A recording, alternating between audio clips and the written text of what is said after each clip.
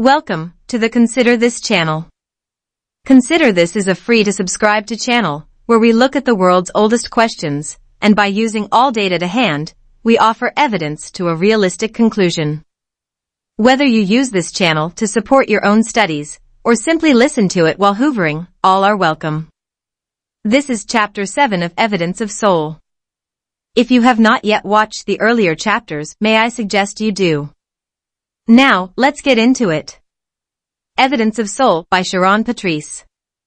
Chapter 7. Melting Pot. Supernatural stories are believed to have been the first subject matter of literature in ancient China, and like all stories before the invention of writing, they were passed on orally through the ages. We have no idea how many years these ancient Chinese ghost stories go back before they were passed on through the written word. But we do know writing became a part of the Chinese way of life sometime around or during the Shang dynasty around 3600 to 3046 years ago. The Shang dynasty is perceived to be the second dynasty of the Chinese culture, which succeeded the Xia dynasty sometime around 4070 to 3600 years ago. However, many historians question whether the Xia dynasty ever really existed. The Shang dynasty may have actually been the first in China and the origin of Chinese civilization. Nowadays, in China it is mostly believed ghosts have the ability to harm a living individual, but only if that individual believes in ghosts. A little like voodoo in some respects. In ancient China it was believed when a person died their soul journeyed across a bridge to the afterlife. When upon the bridge, they were judged to be either worthy of passing over the bridge and, when reaching the other side, were either reincarnated or went on to live with the gods. If judged unworthy, the soul of the departed would fall off the bridge and land in hell. It's believed the best defense against ghosts coming to your home was firstly to make sure each departed loved one received a good and proper burial, no matter how much cost or trouble that required, and when or where possible tend the graves of the departed. China, of course, covers a vast area of land and would have taken in many domains and tribal homelands, each tribe or area having their own understanding on religious and ritual beliefs. Much like in Tibet today, where their belief in the Dalai Lama's reincarnation is not only frowned upon, but by law is not to be recognized, in fact, forbidden by order of the Chinese government. Tibet was constitutionally claimed by the Republic of China in 1912.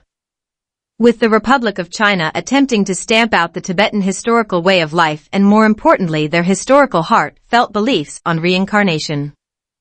Voodoo or Vodun.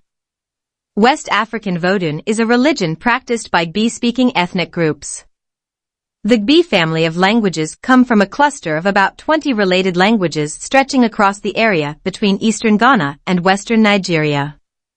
Voodoo, often referred to as Vodun, is also a religion, and is practiced in many parts of the Caribbean, especially Haiti, Trinidad and Tobago, and the southern USA, especially Louisiana. It stretches down to Brazil in South America and many other areas along the way. The substantial difference between African Vodun and the Caribbean, South American and southern USA voodoo religion is the enforced elements of Roman Catholicism mixed with ritual traditional African magical and religious rites, characterized by black magic and spirit possession, usually through a trance-like state. While not an ancient religion, the newly formed voodoo is a splendid example of what a combination of conjoined derivative beliefs from various religions can achieve. A little like a melting pot of traditional regards mixed in with the beliefs of an oppressor. The original slaves, barbarically torn from their tribal homeland and families, desperately clung to what they understood to be a true knowledge of spirit and their ancient way of life, but their slave masters insisted they forget their supposed barbaric way of life and worship the master's god. Each party, master and slave, convinced their beliefs were the truth. This led to voodoo, a melting pot of beliefs between one set of people and another, both of whom incorporate their belief of soul. This melting pot of beliefs can be found all over the world. For example, the Roman Empire's short, but cutthroat stay in the British Isles. Before the aggressive and bloody Roman army arrived in sunny Blighty, the natives, known as Celts, who had themselves invaded Britain and her islands, some 400 years or so before, had a well-structured belief system. They had tribal lands alongside a tribal hierarchy.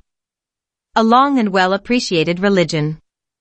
They had farms and markets and celebratory days of the year, where they might give thanks to their numerous gods, eat, drink and make merry. Truly little is known of their religion, as the Celts left little evidence. However, a few names of their gods have survived. Belinus, the god of the sun, fire, and healing. Brigantia, the goddess of sovereignty, war, and water. Cernunnos, the horned god of animals, fertility, and the underworld. In carvings he was often represented with a metal neck ring. Epona, the goddess of horses and travel. Lugus, the god of crafts, commerce, and oaths. Nodens, the god of healing, hunting, and the sea. Sulis, the goddess of hot springs and healing. Although these gods were recognized and, in some cases, associate or twin to the Roman gods, the names of these gods have obviously been Latinized, so one may only guess at the original names. The Celtic religion is often referred to as paganism, a Roman term to describe peoples who practiced polytheism, a belief in multiple deities, which are usually assembled into a pantheon of gods and goddesses different from their own Roman gods.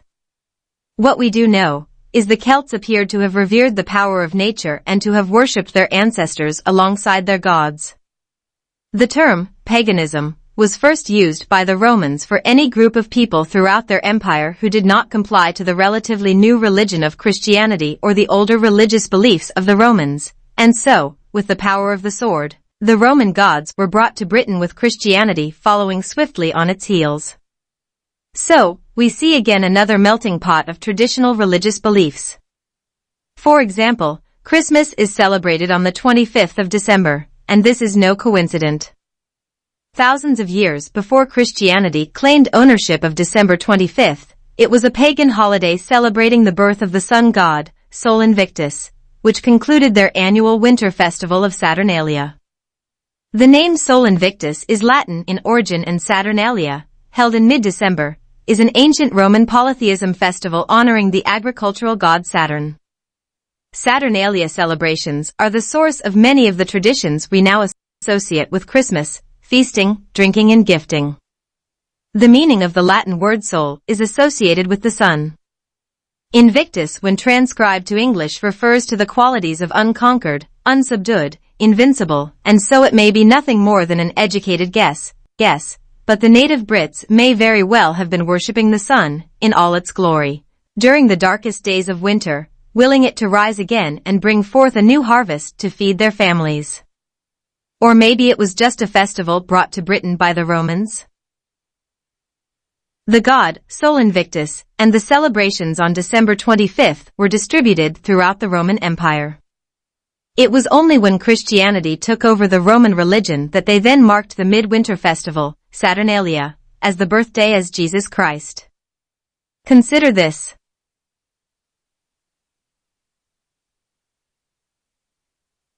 The original farmers that spread throughout Europe, from Anatolia and the surrounding areas, killing and replacing the original inhabitants, although taking 1,000 years, or more, to conquer Europe, and eventually Britain must, at this point, be brought into the equation of the melting pot of ancient Western and Middle Eastern religions and the belief of soul.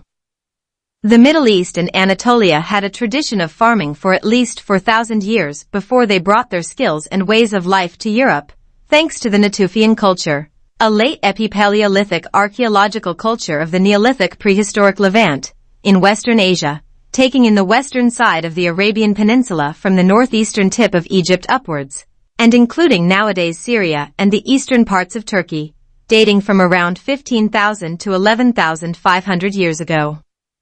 Lots of different names for gods, semi-gods and demigods seem to be quite widespread in the wider area of the Middle East, although the only written material we have on the Natufians are from dedicated archaeologists, and they do not mention names of gods nor the supposed function of gods in general. However, we do recognize they buried their dead with ritualistic burial rites and in some cases buried their dead under the floors of their family dwellings. One would suppose to keep that ancestor close.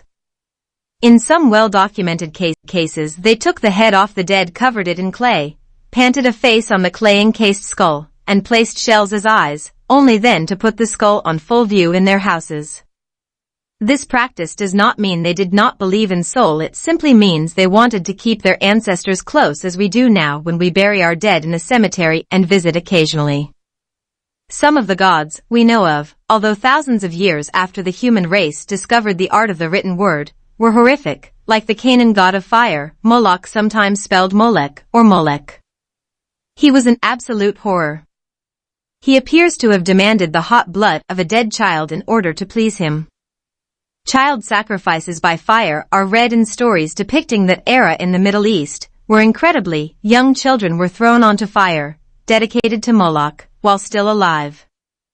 A reference to him appears in the Hebrew Bible several times, primarily in the book of Leviticus, although it must be said the Bible strongly condemns practices which are associated with Moloch.